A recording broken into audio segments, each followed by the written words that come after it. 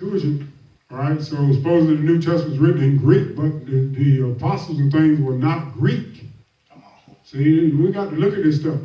All right, so and even in the Greek, you look at that, it wasn't even a J in there. You look up that name, even the Old English in 1611, or, right around that time, you look at the original King James, it gives the translation from the Greek text, and it says Iesus, which means spelled I-E-S-U-S, which at that time they're saying that I was pronounced as Y. So it wasn't no J. The proof is it wasn't a J. So, all right. So you look at the Greek text, it says the same thing as Iesus, which is I-E-S-O-U-S.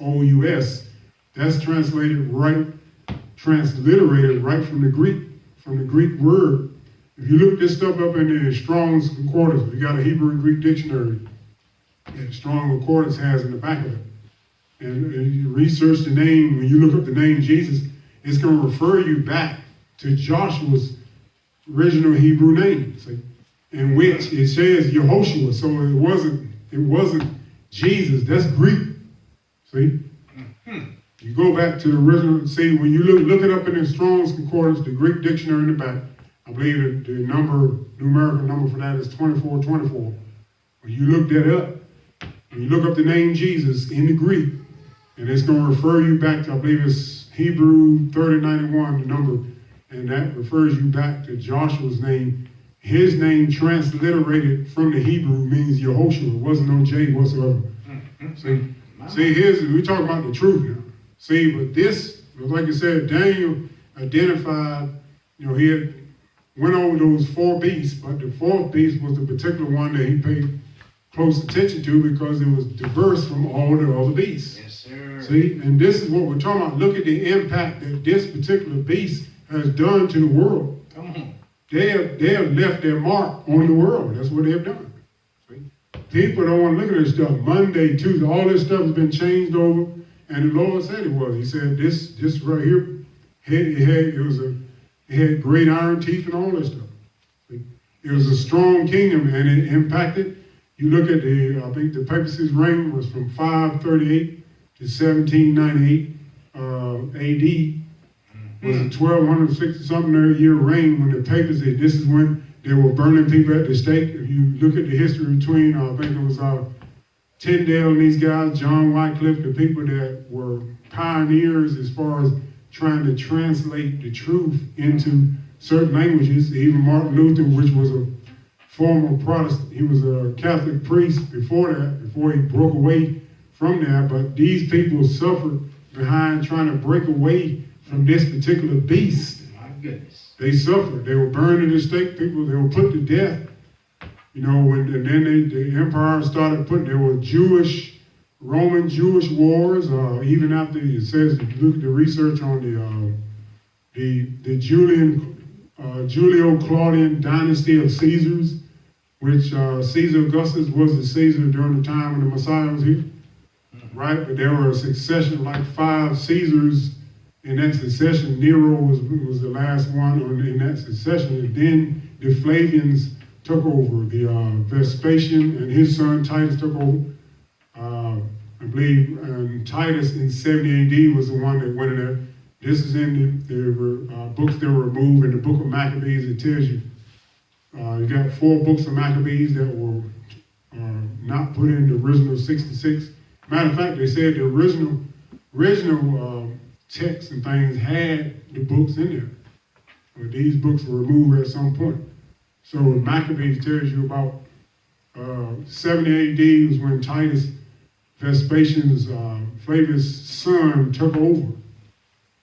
Right? Took over and they destroyed scripts, they burned the truth and things, they tried to get rid of all the Hebrew cultures and everything, and what the Lord had set up. Yep. See, this stuff happened. This is history. That's why he said this beast was dreadful. Exceeding dreadful, diverse from all the beasts. See, we got to look at this stuff, see, with a microscope. See, and this is what happened. Changed everything. We're walking in what they, that's right, they have set up, the mark that they have left on the world. This particular empire, if you look at it, they have changed over people, going on saying, well, okay, Sundays, look at the origin. The Hebrews, the Lord didn't set it up. Moses, the Torah, all this, they didn't set this stuff up. The Sabbath day was the seventh day. It was not Sunday. See, Sunday is supposed to be the first day of the week. See, this stuff, and people don't want to look at this stuff. Look at it. They are the ones that changed all this stuff over. They removed all the Hebrew customs and things that were passed down. Just like Paul would tell us, he says, concerning the ordinances that were passed down to us, that I think that's 1 Corinthians 11 that he's talking about.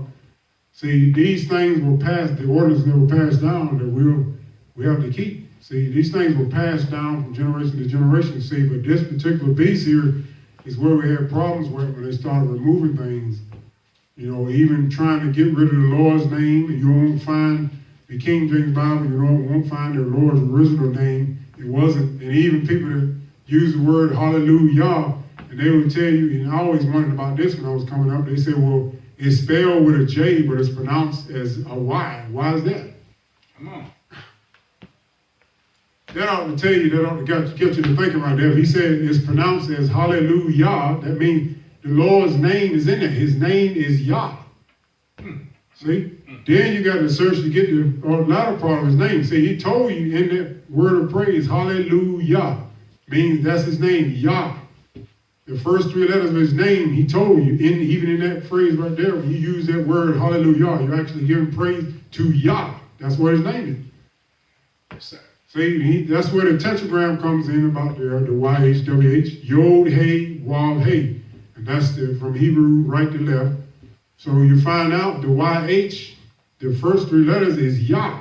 So then you got to get the latter part of that, which is WH. So it's Yahuwah. Come on. His name. See? People, you know what I'm saying? But, you know, around here, people, oh, it don't make no difference. Well, it do make a difference. You know, what your original name was, but this stuff was removed by these different empires, the enemy, Satan, using these different empires to destroy the truth. And he did a good job. Yes, sir. Deceive many. Deceive many. See, we're talking about truth, but we're going to end right here. Hopefully the Lord's willing, we're going to pick back up where we left off. God willing, or God may want to talk about something else or at that particular time. But we encourage anyone that's listening to look into these things. Because the days, we're a lot later than we think. We always say it. But let the Lord open your eyes and you'll be aware of what kind of time period that we're dealing with. See? Dangerous. So until the next time, the Most High Yahuwah, which is his name, the Lord be with you.